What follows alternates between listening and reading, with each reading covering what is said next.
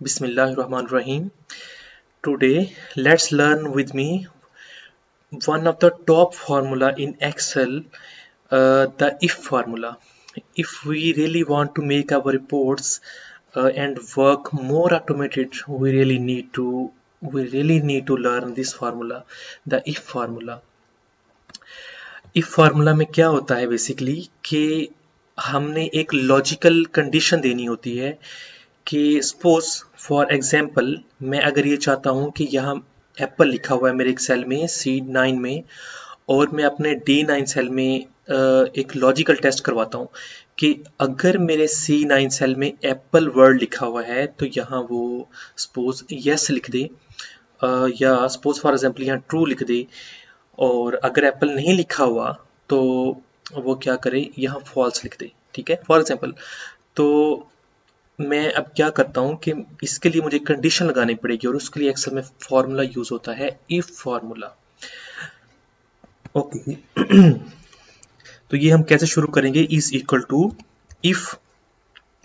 अब उसने बता रहा है कि इफ फार्मूला क्या है। बेसिकली इफ फार्मूला हमें ये यूज होता है कि it checks whether a condition is met and returns one value if true and an other value if false.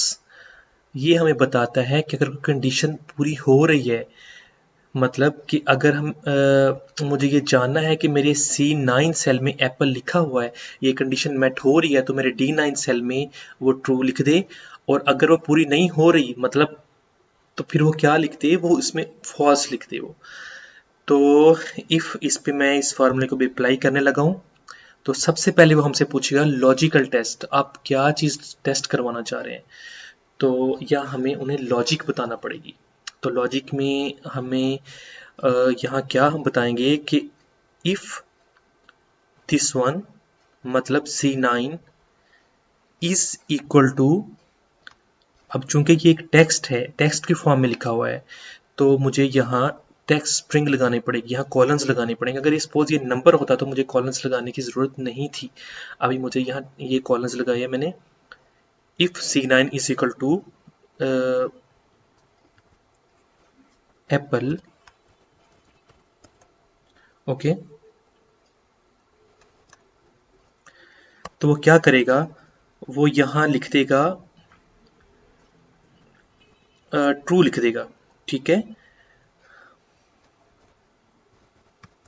अगर यहाँ C9 में एप्पल का वर्ड हो तो it should be as per formula उसे D9 में लिखना चाहिए ट्रू।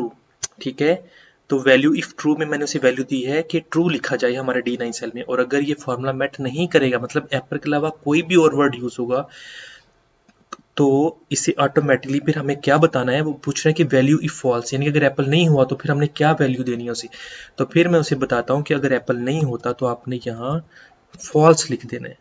ठीक है, तो फिर हम यहाँ फॉल्स लिख देंगे। इसे मैं एंटर करता हूँ तो यू कैन सी कि उसने यहाँ ट्रू लिख दी है बिकॉज के कंडीशन मेट कर रही है, एप्पल एग्जिस्ट कर रहा है, एप्पल का टेक्स्ट एग्जिस्ट कर रहा है हमारे C9 सेल में, तो ट्रू हो गया।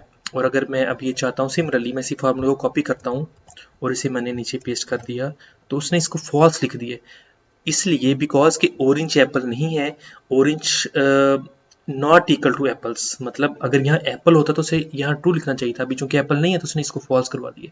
तो basically this is the if formula in a simple sense कि अगर वो कंडीशन मेट करता है तो हम एक पर्टिकुलर लॉजिक दे के हम उसे पूछ सकते हैं कि अगर वो कंडीशन मेट करता है तो वो हमारे रिक्वायर्ड सेल में उसे क्या आना चाहिए, हमारे रिक्वायर्ड सेल में कंडीशन पूरी होती है, अगर फॉल्स होती है तो देन क्या आना चाहिए हमारे रिक्वायर्ड सेल में।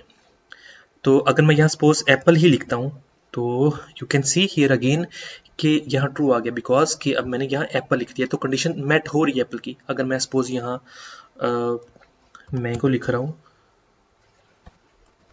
तो कंडीशन मेट नहीं हो रही, उसने फॉल्स कर दिया। ओके, तो let's move more it's detail.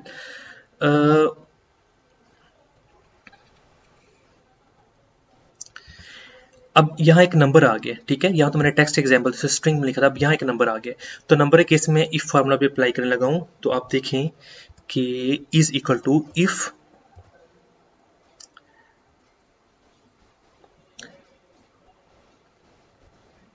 Sorry, अच्छा अभी मैं नंबर के केस में ही फॉर्मूला अप्लाई करने लगा हूँ, तो आप देखें कि is equal to, if logical test वो पूछ रहे, तो मैं उसे एक लॉजिकल टेस्ट अभी करवाने लगा हूँ। मैं उसे सपोज एक लॉजिकल टेस्ट देता हूँ कि इफ दिस वन, यानी कि C12 greater than or equal to 50, ठीक है। तो अब देखिए जो मैंने 50 है ना, वो मैंने कॉलम्स में नहीं लिखा, मैंने टेक्स्ट स्ट्रिंग में नहीं लिखा, because it is a number is equal to 50। If C12 greater than or equal to 50, तो पूछा कि देन क्या वैल्यू आई, तो मैं उसे ये अब कहता हूँ कि यहाँ वैल्यू आई, यहाँ टेक्स्ट की फॉर्म में लिखा आ जाए ग्रेटर देन 50, ठीक है, greater than or equal to 50, तो टेक्स्टिंग में ये आ जाए। और अगर ये यानी कि अभी जो हमारी सेकंड है वैल्यू इफ फॉल्स, यानी कि अभी मुझे जस्ट ये वैल्यू देनी है कि अगर ये कंडीशन मेट नहीं करेगा, वो 50 C12 में जो लिखा है वो 50 से ग्रेटर देन या इक्वल नहीं होगा, मतलब कम होगा, देन उस केस में क्या आए, देन उस केस में वो लिख दे कि लेस देन 50, और इसमें कॉलम मैंने कॉलम्स में दे दिया और मैंने फॉर ब्रैकेट क्लोज कर दी, तो ओके। उसने भी क्या लिख दिया, इसने लिख दिया है greater than or equal to 50, मतलब कि अब उसने हमें एक कंडीशन में लगाई है कि अगर वो 50 या उसके बराबर हो तो वो यहाँ लिख दे ग्रेटर देन इक्वल टू 50, अगर 50 से कम हो तो वो लिख दे लेस देन 50। अब मैं सपोज यहाँ मैं 40 लिखता हूँ, तो देखिए कि उसने लिख दिया लेस देन 50, ठीक है। This is another example of if function, if logic. Let's move in let's in more detail. Suppose these are of two products and their quantity and costs are given here, cost given here and their total. Okay, now I want to their subtotal, and now I want to apply here sale tax and shipping cost, and मैं ये चाहता हूँ कि sale tax अगर यहाँ yes लिखा आ जाए, ये बेसिकली मैंने डेटा वैलिडेशन लगाई हुई है, ठीक है ना। यहाँ सेलेक्ट करता हूँ तो यस और नो बोथ के ऑप्शन दे रहे हैं, यहाँ मैंने डेटा वैलिडेशन लगाई है। What is data validation, I will discuss here in an other video. अभी मैंने बताया कि अगर यहाँ यस का वर्ड आए तो सेल टैक्स अप्लाई करे, अगर यहाँ नो का वर्ड आए तो सेल टैक्स अप्लाई नहीं करे, ठीक है। और अभी मैं इसको बता रहा हूँ कि इज इक्वल टू इफ, ठीक है। वो पूछा लॉजिकल टेस्ट क्या है, तो लॉजिकल टेस्ट हमारा ये है कि दिस वन, ठीक है, अगर हमारा यहाँ यस का लिखा है, F34 में यस लिखा है इज इक्वल टू यस। अब देखिए ना अगेन ये अभी ये टेक्स्ट की फॉर्म में, तो मैंने इसे कॉलम्स में लिखा है। अगर हमारा E33 यस के बराबर हो, यहाँ यस लिखा हो, तो देन वैल्यू क्या करे, वो वैल्यू ये करे कि देन हमें इस पे सेल टैक्स चार्ज होना चाहिए, किस वैल्यू पे, सब टोटल पे, सब टोटल यानी कि F31 into F31 into sales tax. अब यहाँ देखें कि मैंने यहाँ सेल्स टैक्स लिखा है, मैंने इसे किसी मल्टीप्लाई, मैंने सेल टैक्स मैंने नंबर में नहीं सेल टैक्स लिखा, मैंने 5%, 2%, 3% नहीं लिखा, मैंने सेल टैक्स टाइप किया, तो मेरे पास ये आ गया है सेल टैक्स का एक यहाँ नेम मेरे पास शो हुआ है, ऐसे जैसे जस्ट लाइक अ फार्मूला, तो सेल टैक्स शो हुआ है। मैं यहाँ सेल टैक्स लिखता हूँ, इस पर ऑटोमेटिकली सेल टैक्स अप्लाई हो जाएगा। अब ये क्या हुआ है, बेसिकली ये मैंने ऑलरेडी एक्सेल में फीड करवाए हुए हैं नेम मैनेजर में जाके कि सेल टैक्स में जहाँ भी लिखूँ अपनी पूरी वर्कबुक में सेल टैक्स की क्या वैल्यू होगी। ये बेसिकली मैं अभी इसका इन शॉर्ट बताता हूँ कि ये अगर हम अपने सॉरी अभी मैं यहाँ आपको बताता हूँ बाद में, यहाँ मैंने सेल टैक्स लिखा, तो इस अब ये सेल टैक्स की जो वैल्यू है वो F31 से मल्टीप्लाई हो जाएगी, तो ये वैल्यू अगर ट्रू होगी, अगर यस लिखाएगा तो ये हो जाएगा, और अगर सपोज यहाँ यस नहीं लिखा था, नो लिखा था, तो यहाँ तब क्या होगा, यहाँ जीरो होना चाहिए, तो मैंने वैल्यू इफ फॉल्स की जगह मैंने जीरो लिख दिया, ब्रैकेट क्लोज की और मैंने इसको एंटर किया, तो देखें 2.46 अब यहाँ सेल टैक्स इस पर मल्टीप्लाई होकर आ गया।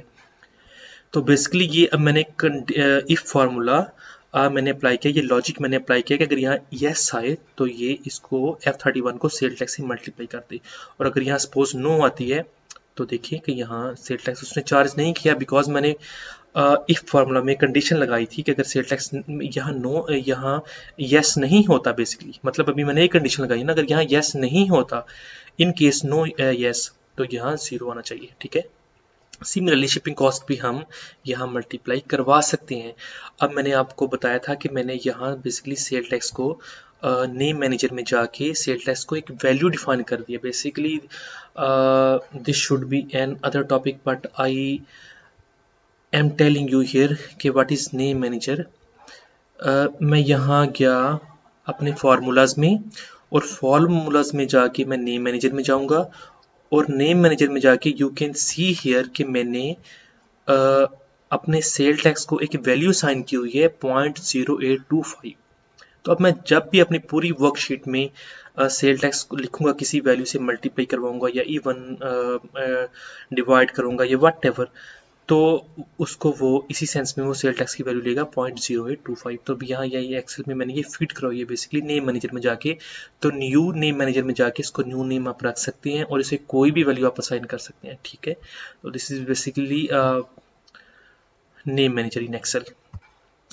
तो अभी I have discussed with you simple if formula कि हम इसे कैसे यूज़ करेंगे नंबर्स में, टेक्स्ट में, एंड अगर हमारे पास कोई सेल्स वैल्यूज़ हैं, हमारे पास सेल टैक्स की वैल्यूज़ हैं और वट एवर, तो हम उस केस में सिंपल इफ फंक्शन को कैसे यूज़ करेंगे। If you have any question regarding this video और any other video, you can ask me in comments. In next video I will discuss with you the more details with respect to if function, कि अगर हमने functions में multiple logics add करवाने हो तो वो भी similar इसी वे से हो जाएगा, but we have to move from basics to advanced. तो thank you so much to stay with me. If you have any question you can ask. Thank you so much.